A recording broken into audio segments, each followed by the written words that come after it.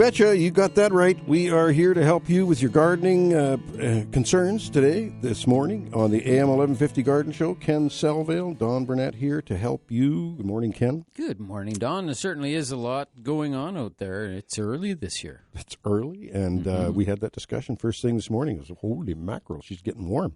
Oh, yeah, 14 degrees today. That's crazy. Yeah. It's still freezing at night. Last night it went down to -3. So it's a little crispy at night, but the sparrows and the birds are all active. Everybody's happy. Oh, yeah. The birds know what's going on. Yeah. And they're not afraid, so we shouldn't be afraid. They're happy. No, I'm not afraid. Let's not be afraid.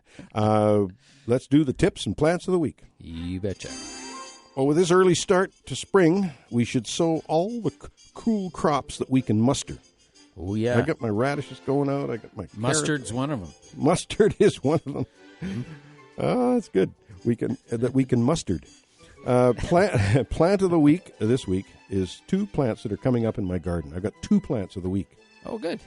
Anemone ranunculoides, the little yellow wood anemone. Nice. And the galanthus, the snowdrops. Oh, there you go. We had some. I overwintered a bunch of things in pots because I didn't know what they were.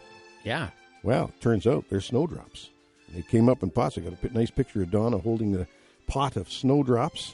And they're right. Beautiful. Oh, it's so exciting, and that's just the start of it. We've got all these things that we got into the garden last year that we're watching come up, all in ranunculus, and the we've got of course we'll talk about that. You need to do your plant and tips. I'm sorry before the show's over. Yeah, yeah, that's right. Sorry. All right. So we also have a tip and a plant of the week this week. And my tip is to remember the fall blooming plants in the spring, like with fall asters, which is one of the really brightest coloring plants in the fall. But you have to buy them in the spring and plant them in the spring so that you can enjoy them in the fall. So don't forget about those while we're talking about these beautiful spring blooming bulbs. And so my plant of the week, of course, is a spring blooming bulb, and it's a near miss with Don Burnett's plant of the week there, which is the Anemone blanda. Oh, my goodness. Anemone blanda. That's one of the little guys that shoots up very early in the spring. They come in singles, doubles. They come in whites, pinks, and blues. And they are a lovely little flower that shoots up early in the spring. And one of my personal favorites. So is that up now? They're just shooting up, Beautiful. Yeah. I think lots of things are going to be pushing fast. So anyway, that's my tips and plants for this week. Remember to check growercoach.com. Today's webinars are coming up. We're doing the irrigation basics. So if people want to learn about the irrigation systems, today is one of the days. It's a 2-part series, half this weekend, half next weekend, 1 p.m. You can just go to growercoach.com, click on the button, and sign up for the seminar today. Webinar, that is, right from your own living room. Easy peasy. That's it. Super easy. Yeah. There you go. And good timing, Ken, because people will be thinking about getting their irrigation fired up. Yeah. And the tips that you'll give them, one of them is don't fire it up too early. Or don't fire it up too late. Don't fire it up too late. That's right. Anyway, the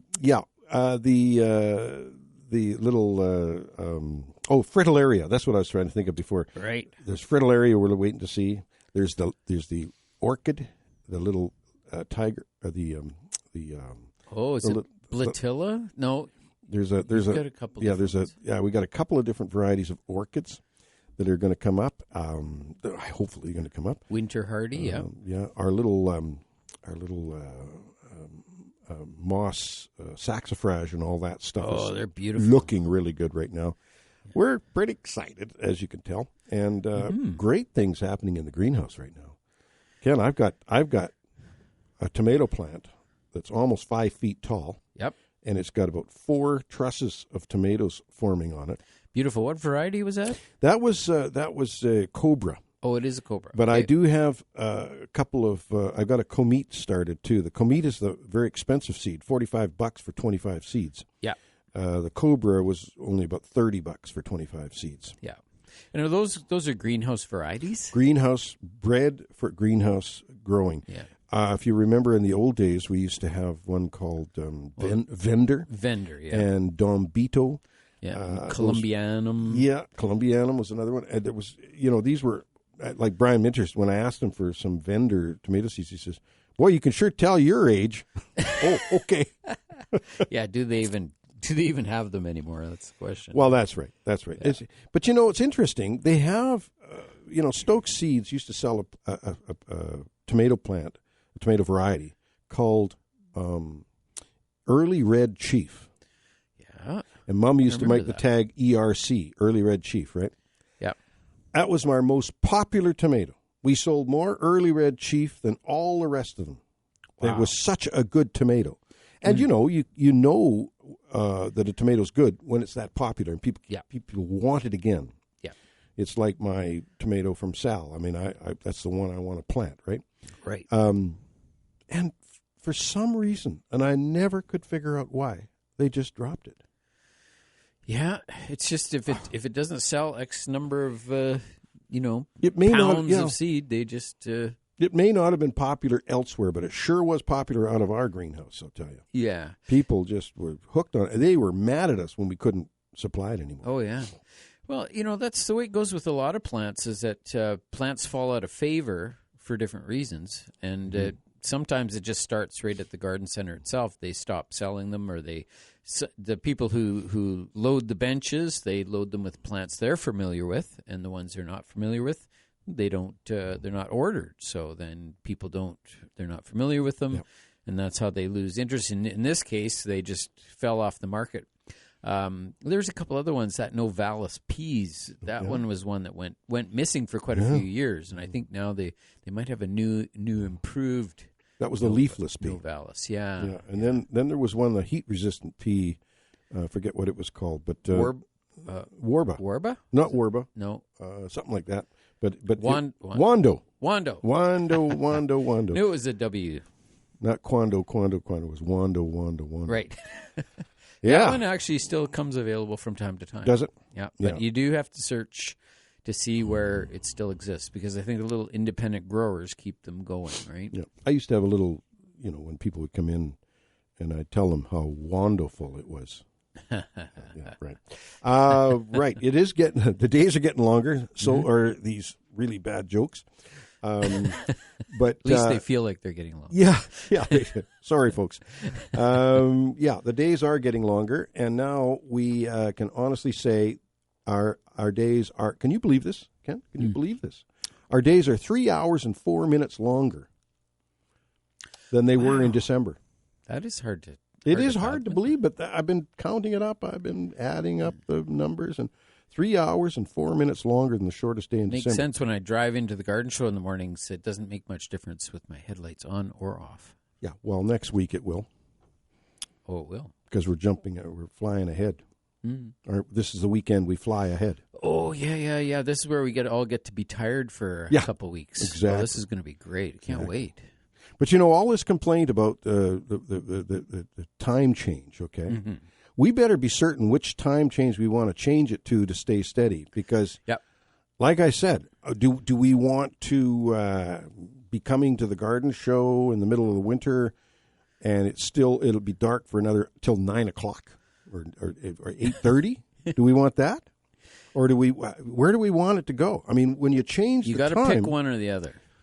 But if there's only two options. I know, but think about it. Do all the math and just say, well, if you don't change it, if you don't go back, okay, if you don't send your clock back, okay, I don't know, it's complicated, but but we see right now we're going to set it back, and honestly, right now, I don't mind the way it is right now. Exactly, it's bright in the morning, it's bright in the evening, it's bright around supper time. I mean, if you don't jump forward, you don't have those long evenings in the summer. Yep. But I would You're rather... in bed by 8 or 9. 8 o'clock anyway. Yeah, that's right. Okay. Maybe it's just for young Having people. said that, we have Eric joining us. Eric, are you going to change your clock, or are you going to be like my dad and stay on Saskatchewan time? No, I want right spring forward. I don't like fall back. Oh, there you go. Okay, there you go. I want to play golf until 9 or 10 o'clock. I got you there. Nice. I got you there. I'm a morning person, so that's good for me. Are you keeping an eye on the Players' Championship? Yeah, not bad. They're pretty good. Connors is up there, so I'm happy. I know. We got a Canadian doing well. Yeah, that's I'm good. doing pretty good, so just have to get in there. More people get involved in golfing and be a better... Oh, yeah. Be a better world. Who knows? Anyway, got a question for you, too. I sent you an email, Ken, or John. Oh. Yep. Just now? Yep. Okay, well, we'll pull up the email. We have this electronic genius here with looking at his email. I know how to do this.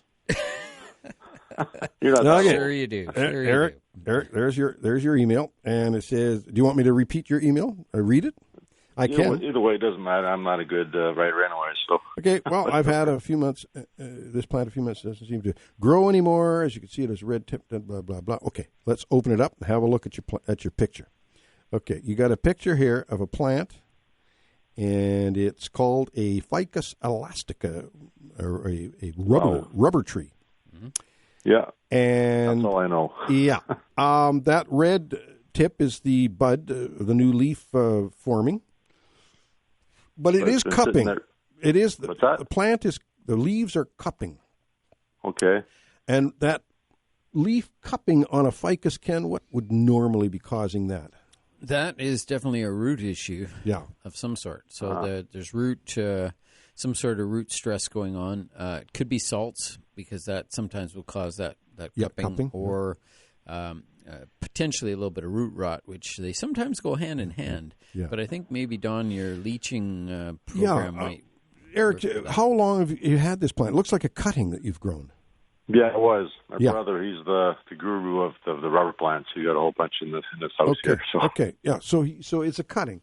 Is the cutting well-rooted? It looks like a cutting that may not have totally taken yet. How long is it? I don't know how far, maybe 3 or 4 inches of fruit. I don't know. What I meant was, how long has it been in this pot as a cutting? Oh, a couple months probably. Yeah, you see, it's probably not rooted yet, and that's what is causing those leaves to cup, because they're looking for moisture, and they're not receiving the moisture. You might have. I grew 2 ficus cuttings this year in the greenhouse. And one of them is great. It's throwing on a new leaf. It's happy and whatever. The other one looks just like yours. And matter of fact, I inspected it the other day and took it out, and the base of that cutting was rotting. It wasn't throwing roots out, whereas the other one, you could see roots coming down through the bottom of the pot. So it may not be taking, it just may be surviving like a Christmas tree on its own, like how Christmas trees keep their foliage for a long time after Christmas, but they're going to die because they got no roots.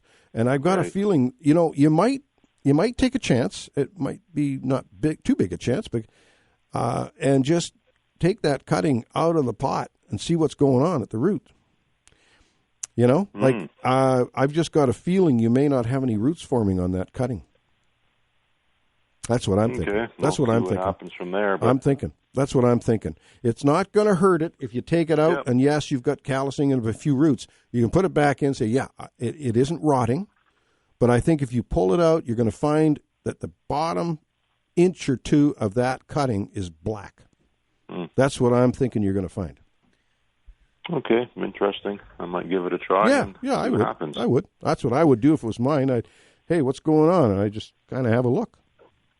Because it's not going to, like I say, it's not going to hurt. That's what I did with mine. Eventually, the one that wasn't performing, the one that looked like yours, I pulled it out, and sure enough, I had just a big black tip on it because it wasn't growing, there were no roots or anything. The other one, it looked good. It wasn't cupping like that. It's really, really important on tropical plants, and especially these ficus, that they dry out between waterings. They're almost succulent. The leaves are so thick that they, I just always make sure they dry out between waterings, and that means literally I put my finger into the pot so that the upper 2 inches, or sometimes even a bit more, are quite dry before I re-water them. And then when I water them, I'll often take them to the sink and give them a real good soak, and that washes out any built-up salts that might be in the soil. Wash them down the drain, and then just put them back, and don't water it again till the upper 2 inches of soil is dry. No, I'm looking at this picture, And behind there, you've got another ficus cutting. The leaf looks not cupped. Yeah. Is there new growth coming on it? Yep. There's there you one go. small one there, but I sent you. That's it. The rest are all green.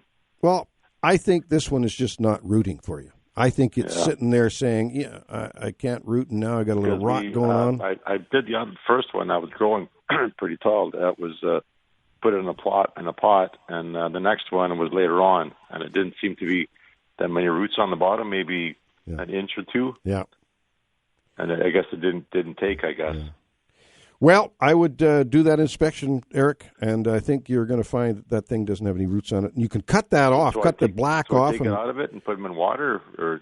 Yeah, you might want to try that, but, I mean, that's going to encourage the rot. What you want to do is cut that rotted portion off and then put it back in the soil, give it a good soaking, and then, as Ken said, let it go quite dry between the watering. So we're going to have to take a break.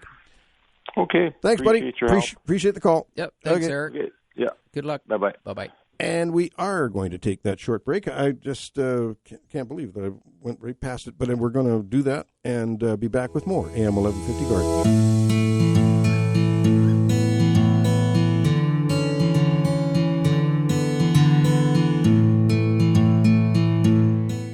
Well, there he goes. Very good. Eric was able to send us a picture of his plant, and I believe I've made the right prognosis there, or right advice. Yeah, that cupping leaf is a telltale. It's a root issue.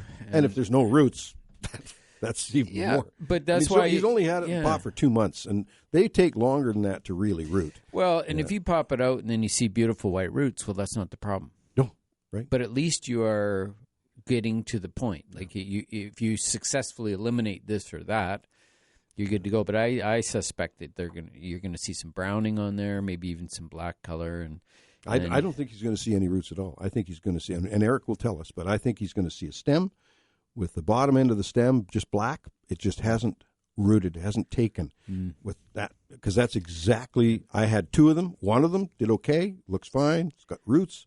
Other one was cupping like that and looking. I pulled it out and it was just black. It hadn't rooted. So it's amazing how those plants, it's not a succulent, but it's a thick-leafed plant. It's not a poinsettia or something. Yeah, and so those leaves don't just wilt and die, but his are starting to, because there's nothing getting up the stem. They're showing the signs of stress for sure. I've got the tree pithy points that I do with Dr. Shigos every week, and it was so nice to hear from Judy, and she may phone in again sometime, and we're always happy to hear that. For fun today, I decided I took from number 60 of his tree pithy points to number 68. Okay, so 60 to 68 all in a row here. So this kind of gives you an idea of what the book is like. Right, and he makes these notes often when he's just waiting to go on stage. In the old days, he'd be waiting to put on a show, so he'd be trying to think of things to chat about, or some small talk. So he'd make these little notes, and it was pretty cool, the stuff he'd come up with. Ken, we got Sharon joining us. Good morning, Sharon. Yes, good morning, Ken and Dawn. Good morning. Love your show. Thank you. A couple of questions. Ken, I sat in on your webinar for fruit trees last weekend. Yeah. And just a question, painting the trunks about 3 feet up, can you also do that? I know it's for peach trees. Can you also do that with apple trees? Well, or is it necessary? It's not really necessary as far as I know. What happens is that the climate sort of changes all the time. There's always these creepy insects that come into our midst when we least expect it. But at the moment, as far as I know, the only thing that really affects the apple trees is the ambrosia beetle. But the method that the ambrosia beetle gets into the trees is more like up on the twigs and the branches of the tree rather than down on the main trunk.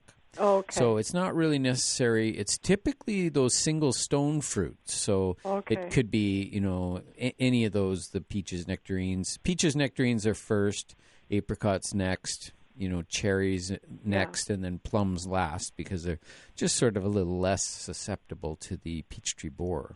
Yeah, okay. Yeah. Also have an asparagus patch that's been well established, and some raspberries. Do I have to fertilize those at all?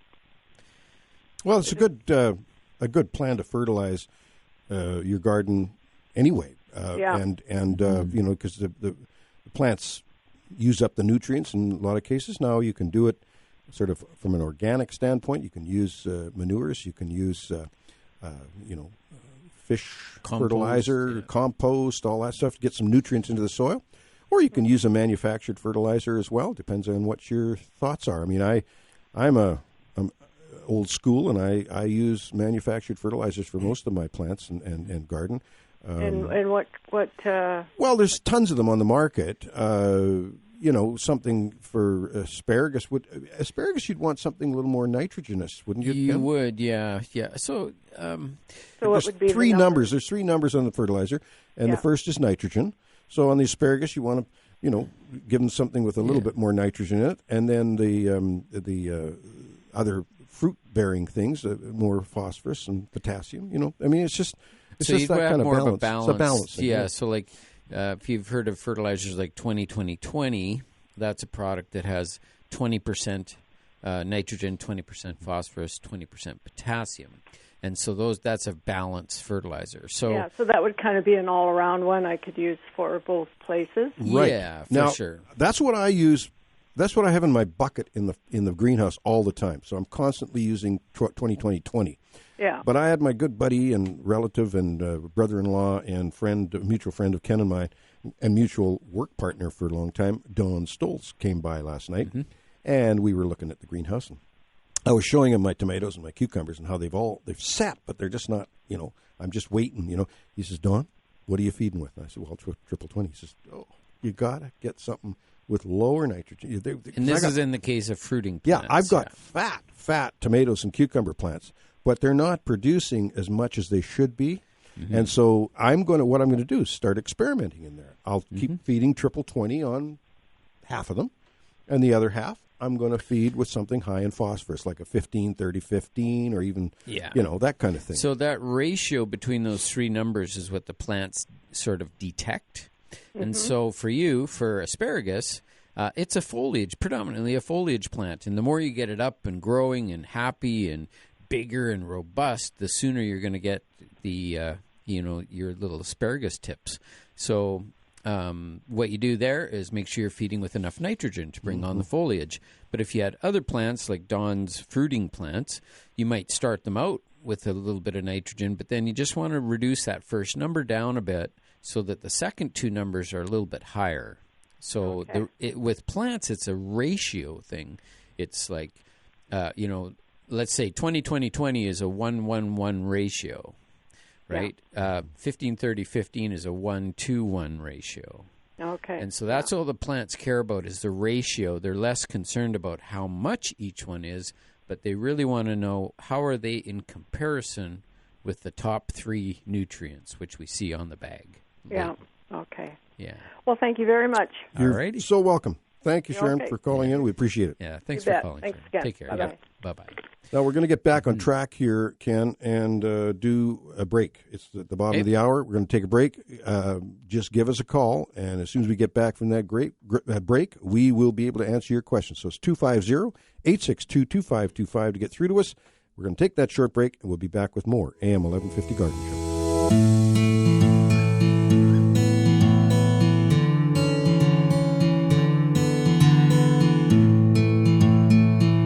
We are back with you, and we have joining us, as we do on a regular weekly basis, Dan Bruce. Good morning, Dan. Morning, Dan. Are you there? I am there. Oh, good. Hey, I am Dan. not there. I'm here. Yeah, you're here. You're not here. Here and there. Yeah, Dan. So what have we got this morning up your sleeve as far as the Scottish botanists go? Well, Robert Fortune, Okay. maybe a well-named guy. He had a fortune? Well, I wouldn't say a fortune, but he wasn't too worried about where his next meal was coming from. No. Well, that's good. He was born in Blackaddertown, Berwickshire, in 1812. And for those of them out there who are into it, that's about the time when Jane Austen was writing her famous novels. And he lived until 1880. But in between those years, he made 3 trips from the UK to the Far East, 2 of them to China and 1 to Japan. The big thing about trading with China was that the Chinese produced porcelain, tea, silk, things which the Europeans wanted in the worst way. But the Chinese looked at what the Europeans had to offer in trade and smiled and bowed and said, no, thank you. Don't really want any of that. They didn't have anything they wanted. So there was a trade problem, and the sort of dark side of it was that the opium trade was forced upon the Chinese against their wishes. Anyway, it wasn't all bad because there was quite a bit of backwards and forwards in the garden scene. In 1842, the Treaty of Nanking between Britain and China allowed British exploration into China in the interior. And Robert Fortune, as I said, made 2 trips. And he was given a list of things that the English and the Europeans wanted for their gardens. And the list was somewhat unrealistic because they weren't given really good information. According to rumor, there was a yellow-flowered camellia. And such was not the case. And another rumor had it that in the gardens of the Imperial Palace in Beijing, there were peach trees that produced peaches weighing 2 pounds apiece. And that wasn't true? Not really. No. Well, anyway, we almost get that here now with some of the new varieties. Yeah. Well, yeah. Yes, and of course, as we know, when they get these large varieties, they go for size, but frequently give up flavor. Yes, right. Anyhow, Robert Fortune was sent to investigate all of this stuff and bring back specimens. Now, just cutting in here for a second, who would send Robert Fortune and others out? Would that be the government? Would that be the king? Who's that? That would largely be the Royal Horticultural Society. Ah, okay. Prompted by influential members of the society. In some cases we know who they were, but in some cases we don't. But that was how it was done. Right. But Fortune was one of the first, if not the first, plant collector to use Wardian cases to transport living plants. So the living plant was put inside this glassed, a miniature portable greenhouse, essentially. Okay. And it was sealed. So you didn't need to water it. It had its own little ecosystem. Yeah, like a terrarium almost. Yes, just like a terrarium. Yeah. And this made the transport of living plants a whole lot easier. Mm-hmm. What an exciting time, though, eh? When you're going out looking for plants. Yeah. We around here, in the springtime, we're Prunus triloba, Mm-hmm. Yep. Rose tree of China. Yep. It's all over the place. Yep. But imagine seeing it for the very first time. Yeah. Never heard of it before. Wow. Yeah. And here it is growing in Chinese gardens. And the Chinese gardeners essentially said, yes, here, have some. Mm-hmm. Yeah. Mm-hmm. And the same is true of the double-flowered Deutzia. Right. Okay. So those are plants that grow readily and willingly here in the Okanagan that Fortune is certainly responsible for. Interesting. He did what so many of these Scottish plant people did. I mean, he started out, was noticed by the Royal Botanic Gardens in Edinburgh, hired by them, trained by them, and then he moved south to London. He didn't go to Kew, however. He went to the Chelsea Physic Garden, which we've spoken of before. We have, yeah. But it must have annoyed the people in Edinburgh. As soon as they get somebody who's good, get them working and trained, they flew the coop to London. Oh, boy. It's happened many times. It happens. Well, you know, I was at Royal Botanic Gardens in Edinburgh. Yes. And amazing. So they're that old. I didn't look to see how old they were, but if they they're back in the mid 19th century. Oh yeah, and there are many sort of gardens over there that go back another 100 years before that. Anyway, one of the important things, very important things about Robert Fortune is that on his second trip to China, he was commissioned to investigate the tea business. And up until that time, you see, the Chinese were the suppliers of tea. Right. And it wasn't grown very much outside of China.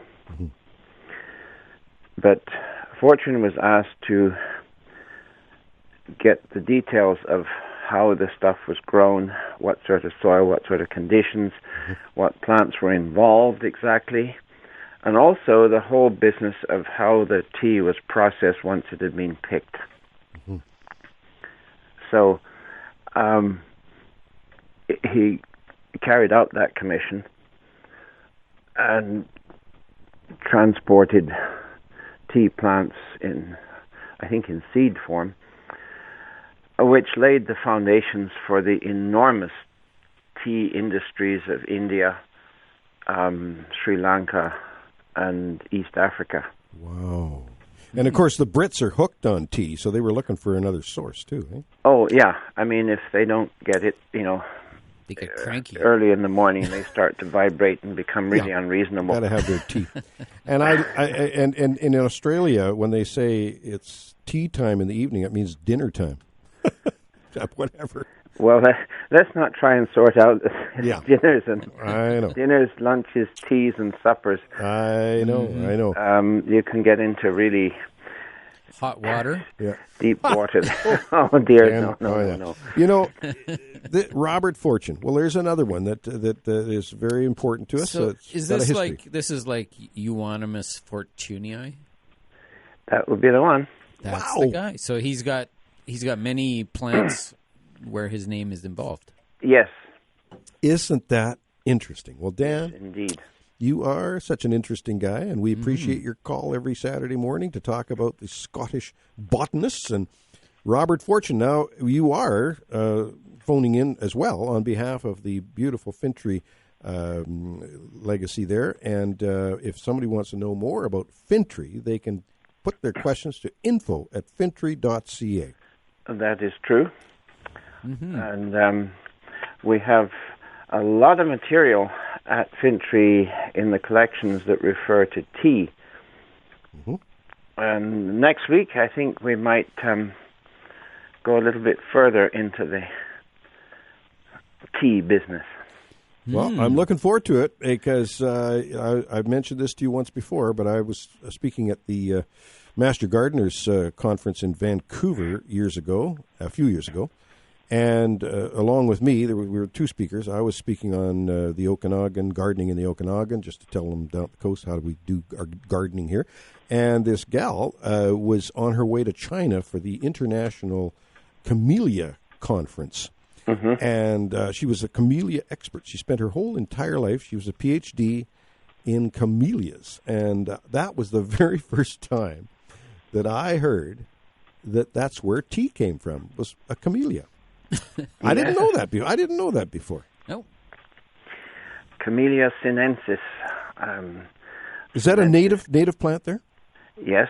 Sinensis, of course, the scientific name, the Latin term meaning Chinese. Right. Mm-hmm. So, and she explained to me too, the term orange pico was not a type of tea, but a grade of tea. Yes. Yeah. Yes. Selection of the upper leaves. Yeah. Well, always interesting, Dan. We've got to take a break here now, but we always appreciate your call in, and we will hear from you again next week, hopefully. That will happen. Okay, buddy. Awesome. Thank you. Right. Thank you for the call. Appreciate it. You're welcome. Okay. Thanks, Dan. Bye-bye now. Bye-bye. And we have another caller calling in. However, we got to take this break. Carol, if you can hang on, we will get you right after the break. We'll be back with more AM 1150 Garden.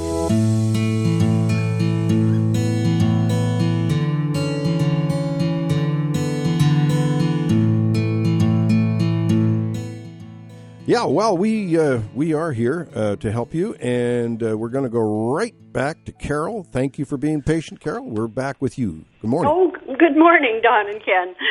I just have a question about growing potatoes. I grew potatoes last year, and of course we ate all the big ones, and there's just little ones left. Now, if I plant the little small seeds, will they produce smaller potatoes, or should I just go and buy seed potatoes? No, it doesn't matter the size that you're planting. They will grow accordingly based on the variety and it's the age of the plant. Typically, when you see a potato plant growing, the size of the potato starts out very tiny, and then it eventually achieves that sort of pea size. And then once they start to flower, and you see the flowers opening, then usually that potato is somewhere around about the size of a golf ball.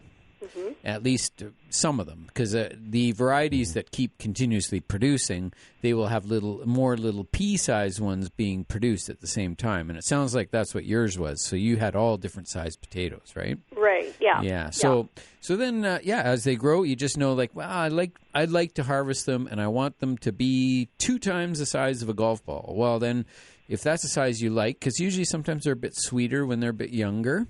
Mm-hmm. And so you might say, well, when they're blooming, I know they're about the size of a golf ball, so I'm just going to wait about, say, 2 weeks or maybe 3 weeks after they flower, and then I can start harvesting, and I can pretty much be sure they're going to be about twice the size of a golf ball.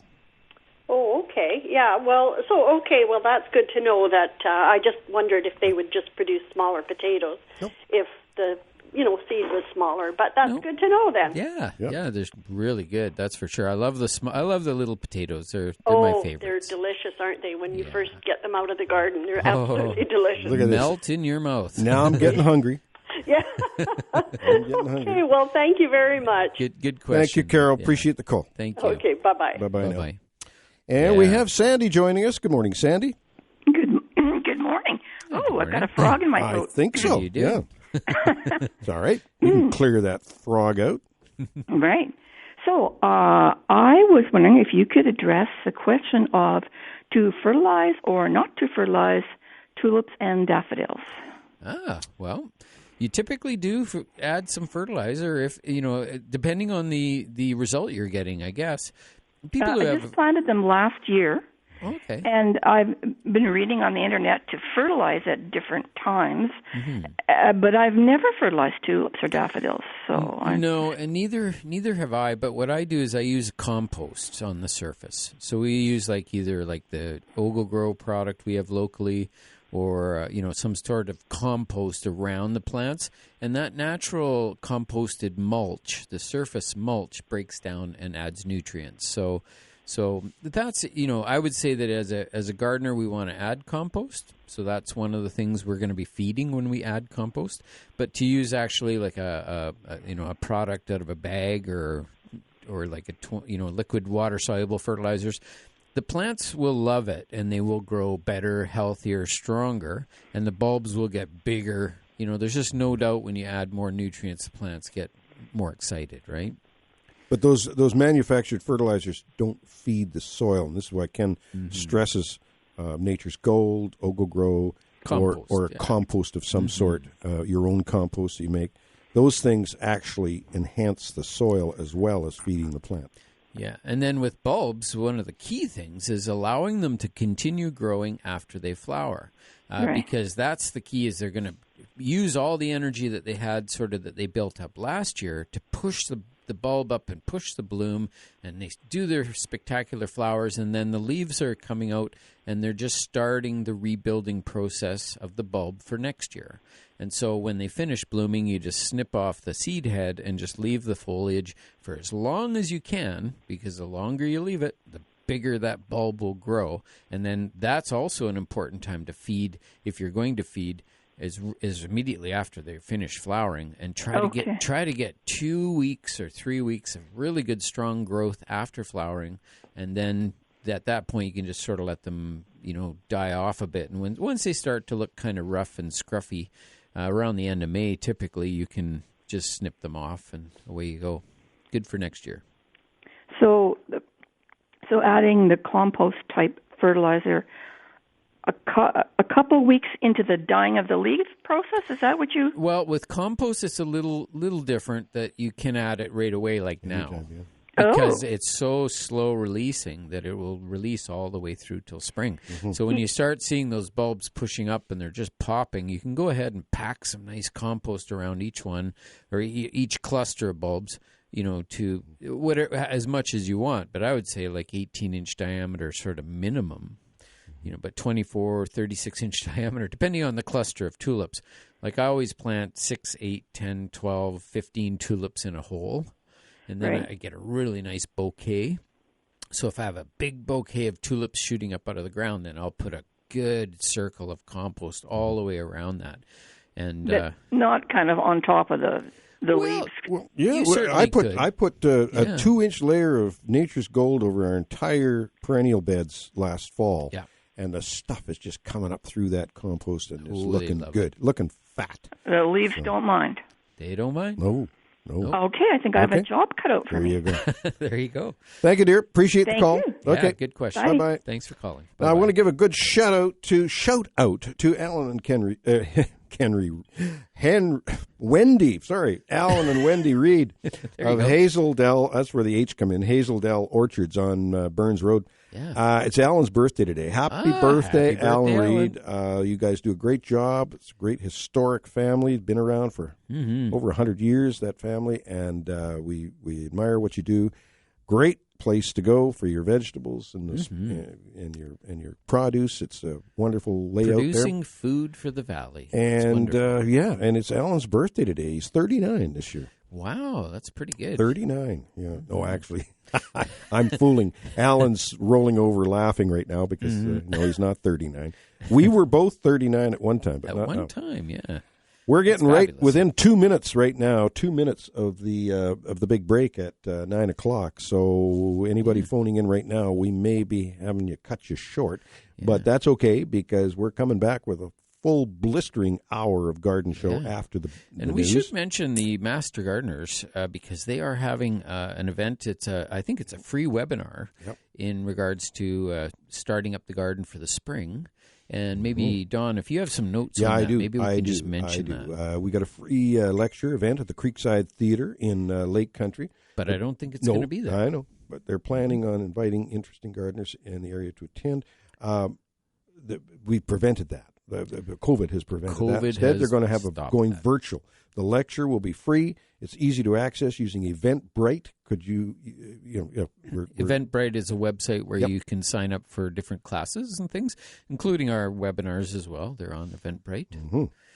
Yeah, the link. I have the link here. But if you go into the Master Gardeners website, they will definitely be able to help you get through onto that wonderful event. We're going to have to take that break pretty quickly here, are we not? Because we've got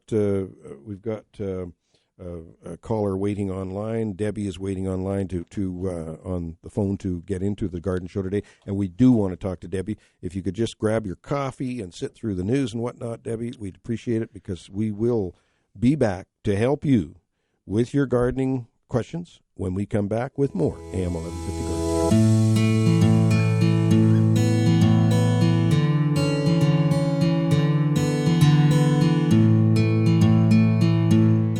We are back with you on a beautiful Saturday morning. A little hazy up there, Ken? It's not like the clear blue sky that we like to see, but it's coming. It's coming.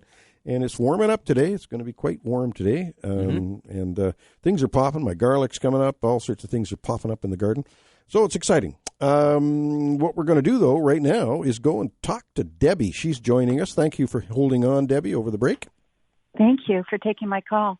Mm-hmm. We have a Hinoki cypress that's not doing very well in its current location, and we would like to move it. I'm just wondering what advice you would give to us. Well, it depends where it's located, what the soil is like for digging, and how big and old the Hinoki is. It's been struggling for a few years. It's probably 6 years old, and it's very spindly, and it's probably 5 feet tall. Sounds like one called the slender Hinoki, right? Mm-hmm. Yeah, they're movable. You'd like to have a good digging, like if they're in kind of a gravelly area and that, it's hard to keep soil around the root ball, because you're trying to carve a ball at the base of the tree when you want to move a tree like that. You're trying to create, it's like carving a ball. And so you do a moat around the tree well away from the trunk, and start carving with your shovel back to the tree. So you're cutting away from the thing, carving this ball. If you start putting the shovel on and digging with the shovel frontwards, you can be breaking up that ball. You're trying to carve a ball of soil. And then once you get the down and you've got the top carved, you start cutting underneath with the shovel in shovel form, like forward, and you start cutting. Make sure you got a nice sharp shovel so that you can cut roots, because you're going to be cutting a few roots. And then carve that ball, roll it over, put a sack underneath the ball, and then roll the ball back onto the sack, and you get 2 or 3 people to lift that whole sack with the tree out. Which could be a tarp. A tarp, or something like that. And then the other thing is, you want to make sure you got your recipient hole dug. Pre-prepared. This is like a heart transplant, and you got to have the recipient all set to go. You don't want to say, "Oh, you sit here while we dig the hole." You dig that hole so you can just quickly move it over, and and doing it now is recommended. It's perfect timing. Before the thing starts to grow. Okay, and is there any special fertilizer or anything? There are some transplanter. There's a thing called transplanter. It's pretty good. It's got some IBA, indobutyric acid, in it, which is a rooting hormone, and it's got a high phosphorus content. It comes in a bottle. It's a liquid. It's called transplanter, and you can mix that with water and water the plant in with that. That's probably your best bet. Sometimes a little bit of a foliar feed is good too, like a spraying with a 30-10-10 foliar feed onto the foliage. It kind of like giving it a kind of like what do they call that? Fertilization. Yeah, so what they call, like instead of going through the roots and that. It's foliar feeding. Foliar feeding goes through the foliage. Okay. So you can try that. Ken, what's the deal on Hinokis? Hinokis do not like bad soil. They have to be like in garden soil. And so that's because they're not drought tolerant. They can't handle periods of drought. So so the whole thing is probably putting them in a place where they're not in the hot sun, maybe say partial sun, and digging a nice wide hole where you're digging in lots of nice sort of composty based soils. We're just where they're going to be able to access a lot of moisture and also water and water and compost, nutrients, all that kind of thing. So that's what they need. And then once they're transplanted, they need to be watered very consistently. And that's the secret to having healthy plants. Debbie, just before we move on, we've got a couple of callers that we've got to get to. Thank you very much. But just hang on. Debbie, I want one more question from you. Okay, answer. Does the hinoki have nice tip foliage, and the browning is all mainly on the interior of the plant? It's on the interior. Yeah, so the tips look pretty good. Yes. Okay, yeah, that's typical, and especially that slender hinoki will show those symptoms after winter. Yeah. So transplanting it now is the best time. Okay. Okay. Thanks you for your advice. I appreciate it. You betcha, Debbie. Good Thanks luck. for the call. Yep. Now we've got Sandy joining us. Sandy. Good morning. Oh, Good morning. So this year I need to make raised beds in my garden. Mm-hmm. And I've got building material that's about 4 feet. Now, we're planning on digging down a ways, so the bottom of the bed won't be 4 feet deep. Mm-hmm. So we're just going to dig down in the garden and put these things in so that the soil level is up a ways, so we don't have to fill 4 feet of soil. Mm-hmm. Right. But how optimum depth for soil in a raised bed? At least 18 inches is sort of the optimum. So 16 to 18 is sort of what our targets are. And that will work for most plant material that you'll have. And it's typically there's some soil underneath it, like subsoil, which can be kind of poor. Is there going to be subsoil underneath? Well, yeah, because we're not going to dig the soil out. We're just going to dig You're going the to fill it material down. Yeah, right. Right. Well, but I am going to put wire on before we fill it up. So like because some we have mesh. pocket gopher problems. Yes, a half-inch mesh or even quarter-inch mesh works really well. And that's, do you have that already? That product? Yeah. So it works really good. When you go to buy it, it's called hardware cloth. Yeah, we've got some wire already, but because we just can't get ahead of these gophers that are eating the roof sods all the time. Yes, good idea. They are bad. The deer on the top and the gophers on the bottom. Yeah. And should I be supplementing worms into those? Well, the worms will come. You know, if you feed, they will show up. There's no doubt about it. And so when you're just adding in soil around the garden, it certainly doesn't hurt to throw in a few extra worms here and there because they do their thing and they just love compost. So if you're adding compost, they're going to be happy, especially on the surface because the worms will definitely take compost from the surface and pull it down into the ground and, do their thing. So then are fishing worm bait the kind of worms that you can just get and put in? Sure. Pretty much any kind of worms. All right. There you go. Yeah. Thank you. Thank you, Sandy. Appreciate the call as usual. Yep. We really Bye-bye. do. Yeah, Take thanks for care. calling. Yep. Bye-bye now. Yeah, and then what I was just getting at there with the hardware cloth, and the reason that you need to know that is because when people are looking for those smaller size screening, like it's between fencing and screen, it's somewhere in between, and then you can't find it. But if you go to a hardware store and ask for hardware cloth, you'll find it available 16th inch all the way up to about 3/4 of an inch, and it's fabulous. But it comes in 3 foot and 4 foot wide rolls. It's used quite often with stuccoing and things like that. Yeah, exactly. Yeah, there you go. We have Donna on the line. Good morning, Donna. Good morning. Good morning. Just wondering if I can put a combination of bone and blood meal 750 on my bulbs to keep the deer away. It may work. What I use is just deer repellent products, and as soon as those bulbs start shooting, they're about an inch or two high. I want to be squirting those with that deer repellent. So the blood meal may, as long as it's got a little bit of stink to it, then it usually would work. But then as the tulips shoot up and before that bud, when the bud just peaks. That's what they like. Yeah. I look at it and I go, there's the bud, it's peaking. And you can sort of see it pushing a bit.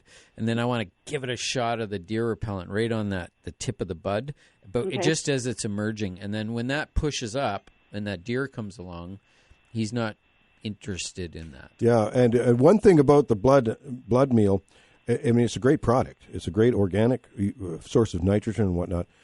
The puppy dogs love it.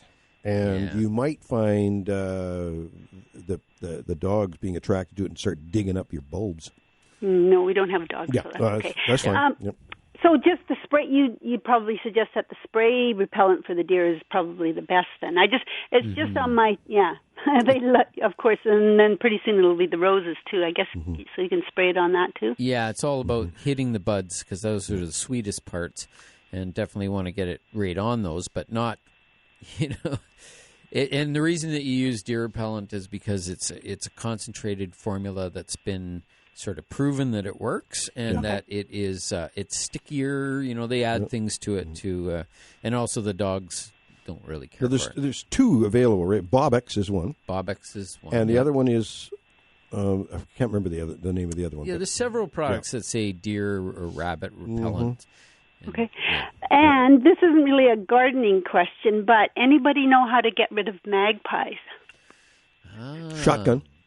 Yeah, that's what I want to do.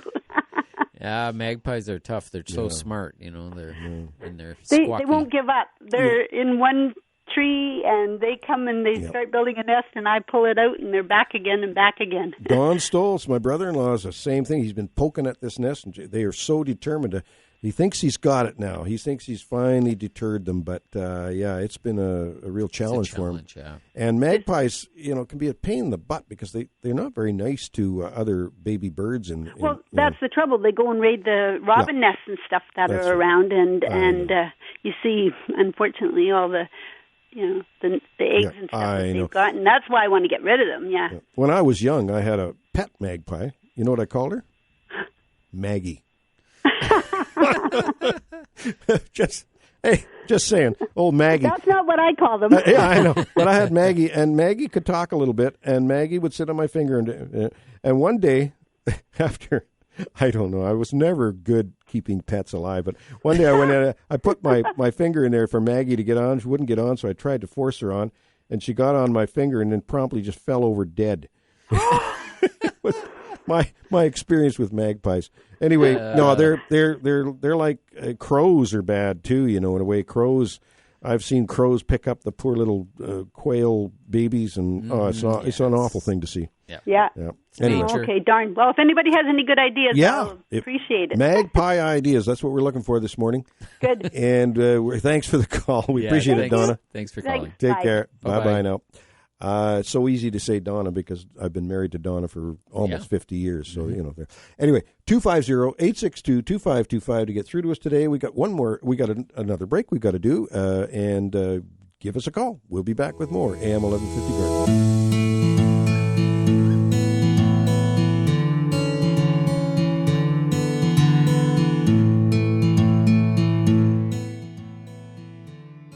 Yep, we're back, and a beautiful Saturday morning. I say beautiful. I look out there. There's not a real cloud. It's just kind of misty up there. Yeah, it's, misty mountains. Misty sky, whatnot. So Donna and I have been together a long time.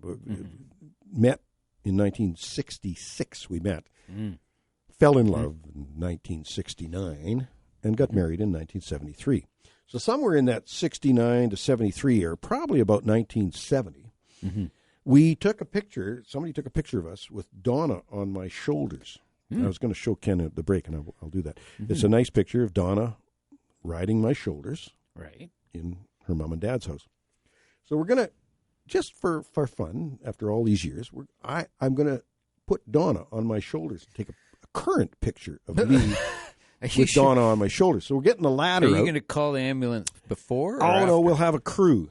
We're going to have a crew around so that I can support. Not that she's that heavy. She's not big and heavy. But I'm old and weak. Yes. So that's the whole thing. So it's going to be interesting to see. We're going to do that. Sounds like fun. I'll post it on Facebook. You better have the video, get that on video, because this could be a big hit. Could go viral. It could go viral. A picture of us. It was. I'll show you that picture, and we're going to see if we can duplicate. We're going to dress up in the same clothes. Well, not the same clothes, but similar clothes. Similar, because the clothes we were wearing back then don't fit us. It's a great idea. Yeah, but so we're going to go back to the phone lines now and get rid of this ridiculousness. Pauline, good morning. Thanks for joining us. Good morning. Good morning. Nice to have you here with us. How are you guys this morning? We're doing well. We're a little bit. We're wondering about why the sky is so blanked out. We want to see some blue sky here. But anyway. Oh, it's coming. It's coming. Okay. I think so too. My question is, I'm looking to put a tree in the backyard. Hopefully, it'll only grow about 15, 20 feet. And I was thinking of the flowering dogwood. Mm-hmm. It's a good choice. The Florida dogwood, that's a good one. Yeah. Which one? Well, there's the Florida dogwood, and then there's the Cornus, the Chinese, the later one, Cornus Kusa. That blooms in June, and it blooms while there's foliage on the tree. The Cornus Florida, the one that I mentioned first, blooms around Mother's Day, and it blooms before they put out foliage. So it's all a mass of flowers and no foliage, and then the foliage comes on later. Okay. Well, I've noticed lots around town that are white or they're pink flowers, and they seem to last a long time. And I've seen a couple yellow flowering trees, and they're just gorgeous, but they don't seem to last as long. Is that the yellow might be a magnolia? Is there a yellow dogwood, Ken? Well, there's some that are very creamy. That's right. That'd be your Kusa, maybe. Could be. The other thing is the Florida dogwood comes in pink and white, and one they call one red, but it's not really red; it's more dark pink. Mm-hmm. Then we have the Cornus, the Eddie's White Wonder, which is a huge white flower, and it's one I recommend. It's gorgeous. It's a beautiful plant. Cornus Natalii, Eddie's White Wonder. Eddie's White Wonder? Yeah. Mm-hmm. Okay. And that'll only grow around 15 feet? Yep. Yeah, maybe, a tad bigger, but they're slow growing. Yeah. So it's one of these things that when you pick small trees, they're slow growing. When you pick a huge tree, it's fast growing. So this is the thing that happens is it's over the same length of time, and so you generally don't have to worry about them getting extremely too big. If you take one branch off of it, well, it's going to take 5 years for it to get back. Do you know the Trinity Baptist Church? Yes, that's the one I've seen all the time, and it's a gorgeous tree. That's a Eddie's White Wonder. Yeah. And it's fabulous fall color. It's a great plant. Mm-hmm. Okay. And any of the nurseries in town would carry that. Ask for Eddie's White Wonder dogwood. Yep. Okay. Now, I'm going to plant it where we've taken out a maple tree. Mm-hmm. And we did get the trunk down as best as we could. The problem was it was planted too close to the fence, so we'll be planting this tree a little bit away from the fence. Mm-hmm. Is that going to be a problem with the roots dying or anything with planting this dogwood there? It's not going to. I don't think there's a disease issue, but there is a lack of nitrogen issue. If you leave, and you will probably get some mushrooms forming too as the roots of the maple are decaying. Did you have it ground out at all, or? No, my husband just did what he could to get her down there. Yeah. And so what? You and how big was the maple? Oh, it was probably a good foot across. Okay. And how far away are you putting the dogwood? Oh, about a foot in front of it, yeah. Oh, well. You're fairly close. You're pretty close. You're going to maybe have a difficult time creating a nice planting hole. With those roots and stumps still in there. Yeah, maples are just known to have one of the most intensive root systems, so they're really, really masses of little fibrous roots and big roots. So when you're trying to plant close to them, it's always a challenge. But you can do it, and it's just a matter of because of all this wood, as Don was saying, there's all these roots underground, and they're going to slowly decay over a couple of years. So the first year after you cut it down, you might have a little less growth because those roots will actually sort of rob nitrogen as they start to decay from the earth. So, but you can counteract that with some actual fertilizer. So all I would say is plant it a little bit a ways away from that trunk if you can, like 3 feet or 4 feet if you can. Okay. And then just make sure that you're adding nice compost on the surface. So like a tree well with some nice, dark compost, like the Nature's Gold product is always nice, or Ogle Grow. And then also give it a bit of fertilizer where, if you were planting a tree where there was none of this dead root mass all the way around it, you wouldn't really have to fertilize much. But in this case, I would say, a little bit of like Miracle Grow water-soluble fertilizer would certainly help. Oh, okay. To counteract that a bit, yeah. Oh, great. Well, thank you so much. Okay, well, good luck. Thanks. You betcha. Have a good day. Bye-bye. Bye-bye. Take care. And we always appreciate people's calls. We really do. It makes the show, Ken. Well, we it's don't have interesting. callers. We don't have a show. And all these different angles, different things. The horticulture world is amazingly diverse. And it's I've often nice to said, have different questions. Often said we learn just as much from them as they learn from us. Bill, good morning. You're on the air. Good morning, gentlemen. How's it going? Excellent. I love that word, gentleman. Rarely called that. Oh, I know I'm stretching it a bit, I but know. you got to be polite. Yep. What we are. We're Canadian. We're polite. That's it, exactly. So I've got a couple of current shrubs, bushes that are thriving and doing really well, and lots of new vertical growth happening, and I need to prune them back. And what is the best? I'm not concerned. I'm going to be so busy this summer, I'm not going to have time to harvest any currants anyways, so I'm not worried about if I'm cutting off wood that's going to have fruit on it. Right. Well, you may want to do a renewal thing, and Ken can add to this, but I mean, you might want to go down deep, Bill, down and take some of the oldest wood out. Oh, good. Way down at the bottom, take it right out low, and then that'll rejuvenate the thing. Oh, great.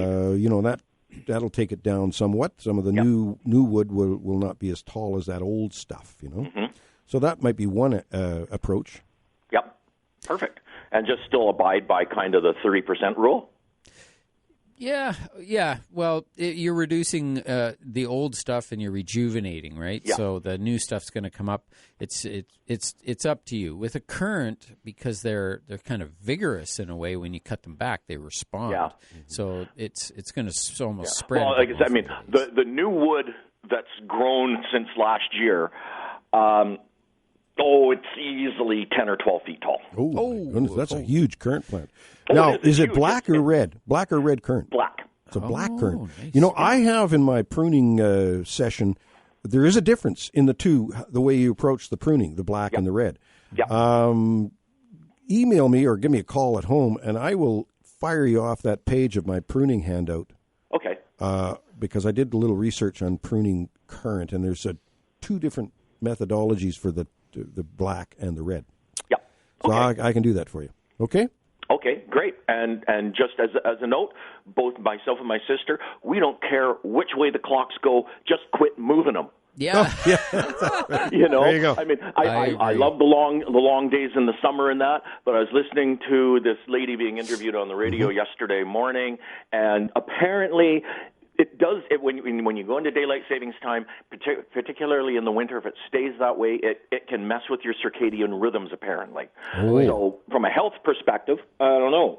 But when the government says they're so concerned about our health, how come they're not concerned about us having car accidents? Well, I heard our premier on the air this morning, and he said they're perfectly willing to change the time, but we're waiting for California to jump into it. Well, yeah, but the problem there is, the whole West Coast. The problem is for them to do that. There's some kind of federal issue, and if they don't have the feds on board, it ain't going to happen. Well, but Washington, Oregon are on board.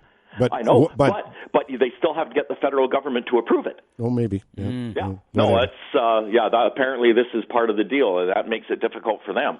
And I just kind of go, the heck with it. Yep. If we do it, Alberta will more seriously consider it. And when Alberta does it, that's the three western provinces. They're all done it. Like my dad, like I said before, my dad never changed his watch. It was on the regular Saskatchewan. Like Saskatchewan doesn't change, right? Standard time. Anyway, Bill. Okay, you guys. We're getting very political here, so we want to back off. Okay, take care. Thanks, Bill. Okay, bye. Take care. There we go. Yeah, we don't want to get too political. That's the one thing we don't do on this show. But I'm just going to get a laugh out of Ken here, and that's what we're going to duplicate. Oh, there's the picture, we're going to duplicate that. My picture of my dear Donna on my shoulders in 1970, and we're going to do that. We're going to have the ambulance and the paramedics on speed dial. Yep. Yeah, you might have to do that. But we'll do it. 250-862-2525 to get to Ken and I, through to Ken and I. We've got a big half hour left on the show, and we'll be back with more AM 1150 Garden.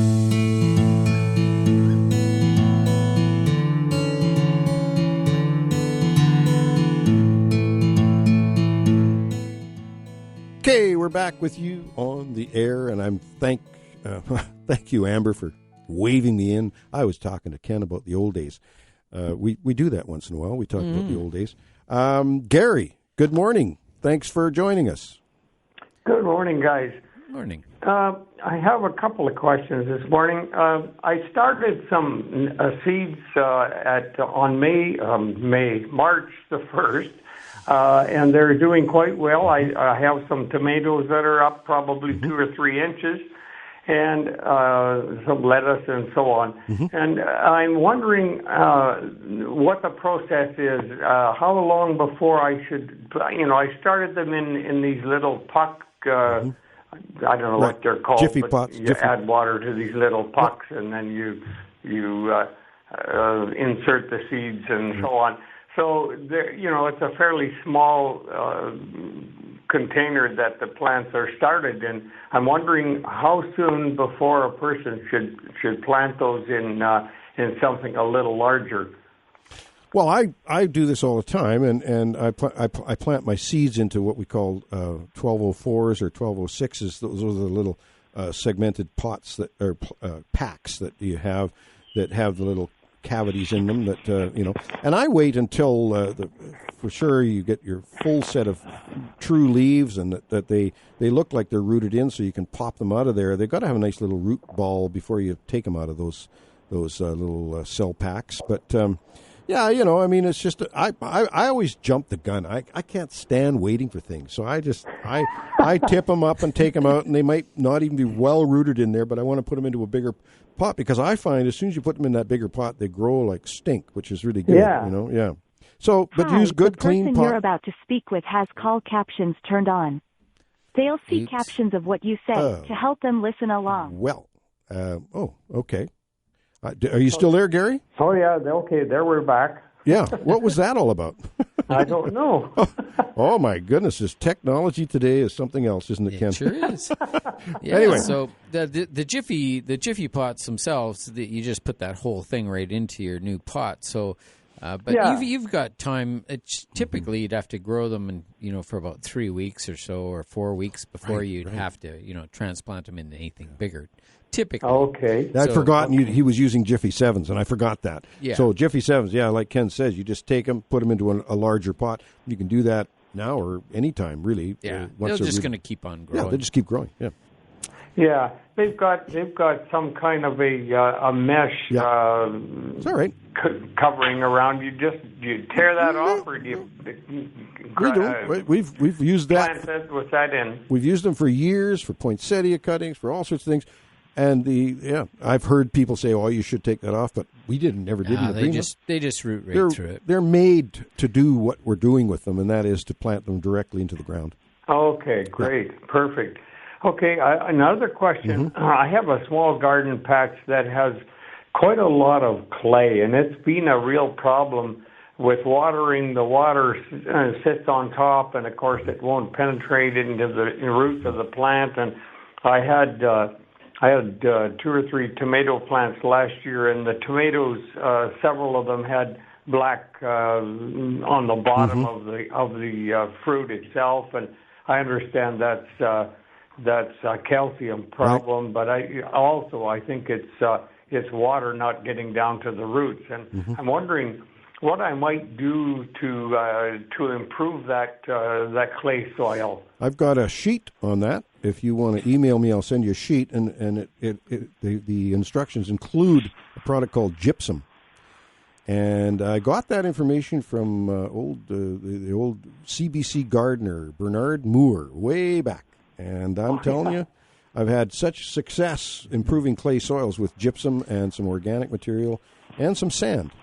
Yeah, so I have put a little bit of sand in, but I hesitate to put too much in because I don't know how much I should be putting in. So what you need to do to change clay is difficult to change, so you need to add an additional 40% of your volume of whatever you're adding. So an additional 40%. So if you want to add compost to clay, wherever you have to add a lot and dig it in really well. And then this gypsum, you can mix it in with all those products.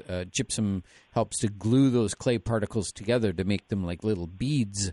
And the whole thing is, in order for water or nutrients to be available for plants, they have to have sort of an equal volume of oxygen to water.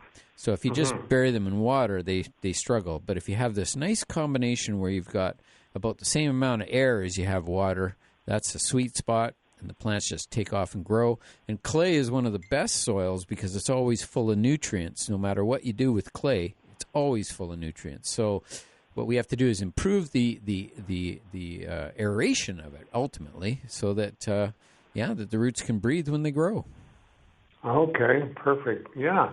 I will email you. If you give me your email address, I would love that the sheet, that information. Dawn at thegardenexpert.com.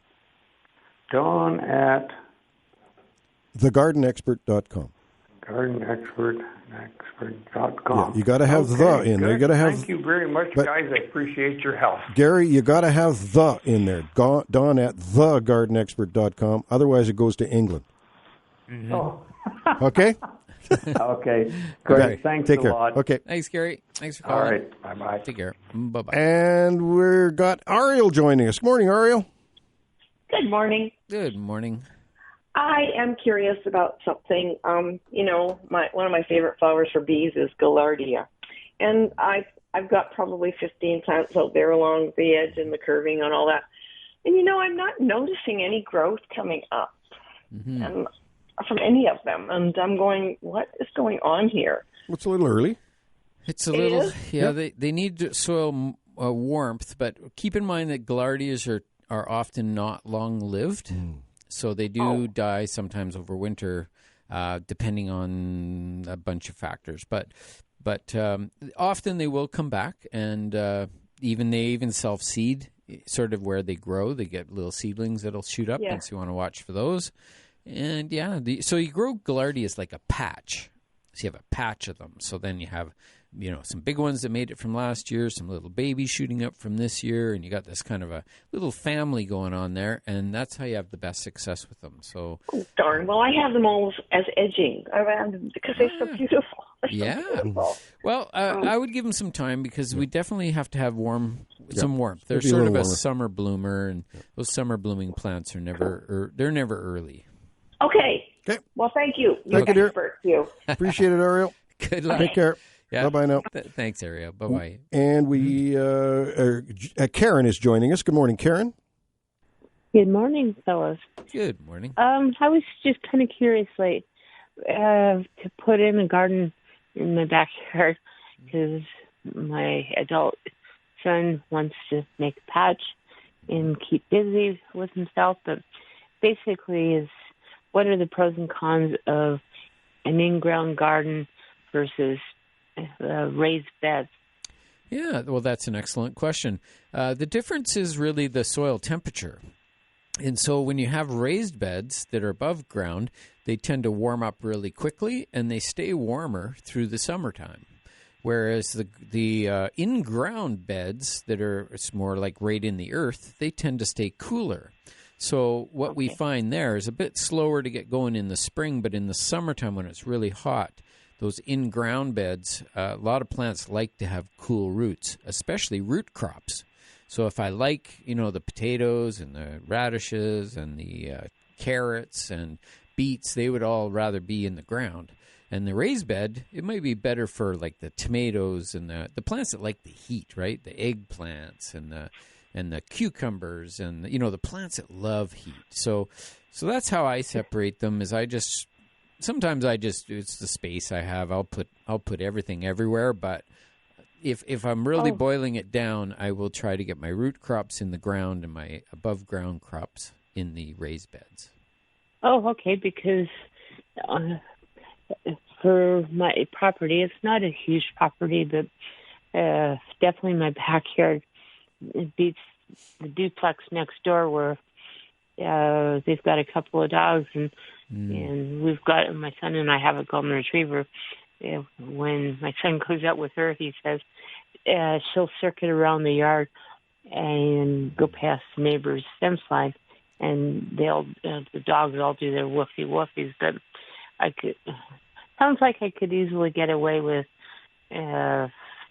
doing a partial in-ground, a partial raised bed. Mm-hmm. That makes sense.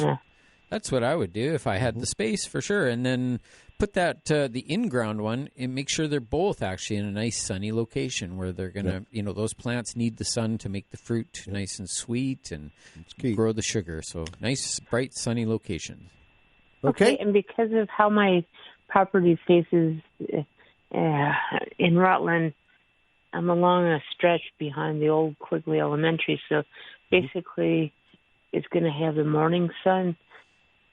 Well, you can grow some things in morning sun in the Okanagan, but they really, as Ken said, sun is very, very necessary for vegetable gardens. You want to have, as much sun as you possibly get. So try and position it so you have as much as you possibly can get. Okay? Yeah, okay, yeah, because like I said, the space is mainly in the back, so just a matter of, I guess, working with it. Yep, you betcha. Anyway, I thank you so much, and it's nice listening to the other callers while I wait. Yep. Because it's very informative. Karen, so thank you very much, fellas, and have a great weekend. And you as well, Karen. We appreciate your call. Yeah, Take care. For calling. Thanks. Take care. You betcha. We're going to take that last break of the day, and we'll be back with more AM 1150 Garden Show.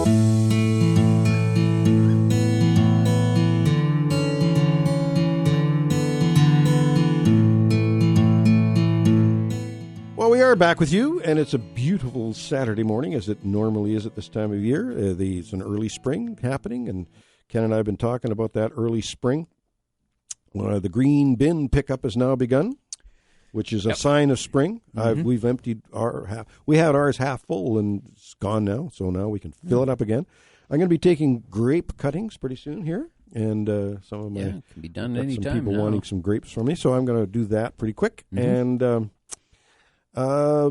orchards are starting to apply the dormant sprays. I'm seeing that, the dormant oil and whatnot, so we might want to consider that a trigger. Yeah, it's early this year. It's usually that 10 degrees Celsius, what you're looking for, for good application, sort of a minimum 10 degrees. And, of course, today is going to be like 14 degrees, they say, so lovely. And I'm going to give a treat to Amber today because she's probably never heard this, but the listening audience had. Every year I do this. The Pussy Willows are out. Yes. And so I sing my Pussy Willow song that my mom taught me back in the day. And it goes like this. I know a little pussy, his coat is silver gray. He lives down in the meadow, not very far away. He'll always be a pussy, he'll never be a cat, 'cause he's a Pussy Willow. Now, what do you think of that? Meow, meow, meow, meow, meow, meow, meow, meow. That's for you. That was for you. Amber, that was for you. Okay. Lovely. Welcome. Okay. Well, we've got time for a call or two, but maybe not. It's getting pretty close to the end of the show. Ken, you've got your webinar coming up today, and becoming very popular, by the way. Yeah, I'm hearing. I was on Ken's webinar. Yeah, okay, well, good. they are very good, informative, and we have a ton of information. So they're packed. So you have to have your note writing abilities tuned up. But you just sign up on the website. Today's topic is irrigation. It's a 2-part class, this one. So it's this Saturday and next Saturday. And we cover basically about how irrigation systems work and how they fit together and sort of where the water goes and the electrical and all that stuff. So, I think it's a necessity for anybody working in landscaping business. That would just be a no-brainer, especially new people to the industry. They would need to know a little bit about irrigation, so that's the starting point.